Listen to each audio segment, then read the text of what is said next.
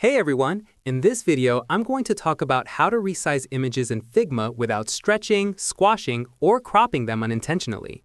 This is one of those basics that makes a huge difference in your design workflow because nothing looks worse than a distorted image in a UI mockup or a poster.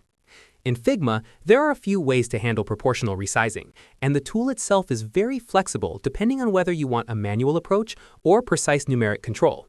The most intuitive method is to use the Scale tool. Once you select an image and press K, you'll notice a bounding box appears around it. As you drag a corner handle, Figma automatically maintains the aspect ratio, so your image stretches evenly without any distortion.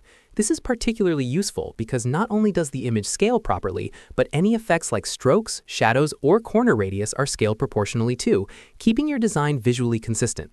When you're done scaling, you can return to the regular selection tool by pressing V. Another approach, especially if you prefer staying in the default selection mode, is to hold down Shift while dragging a corner of your image. This locks the proportions manually, which is handy when you want a quick visual adjustment without switching tools. Even though it's simple, it gives you the same result. Your image keeps its original ratio while resizing. Figma also allows you to control proportions numerically. In the design panel on the right-hand side, you can link the width and height values by clicking the chain icon between them.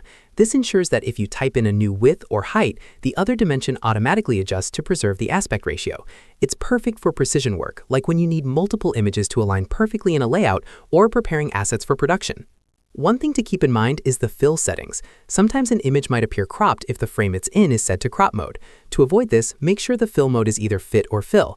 Fit keeps the entire image visible inside the frame without stretching, while fill ensures the frame is completely filled by the image without distorting it. Choosing the correct fill mode is especially important if your image is part of a component or inside an auto layout frame, because resizing the frame can otherwise affect how the image appears. Pro tips: if you're working with multiple images, you can select them all at once and scale them simultaneously while maintaining each image's proportions individually. Also, remember that scaling an image up too much can reduce quality if it's not high resolution, so always check your source assets before making them larger than their native size. Finally, using these methods consistently will save you a lot of headaches when exporting assets, because your images will always retain their correct proportions, whether they're part of a UI, a slide deck, or a marketing design. By understanding and applying these techniques, you'll have full control over resizing images in Figma, keeping them crisp, balanced, and visually appealing no matter the layout or context.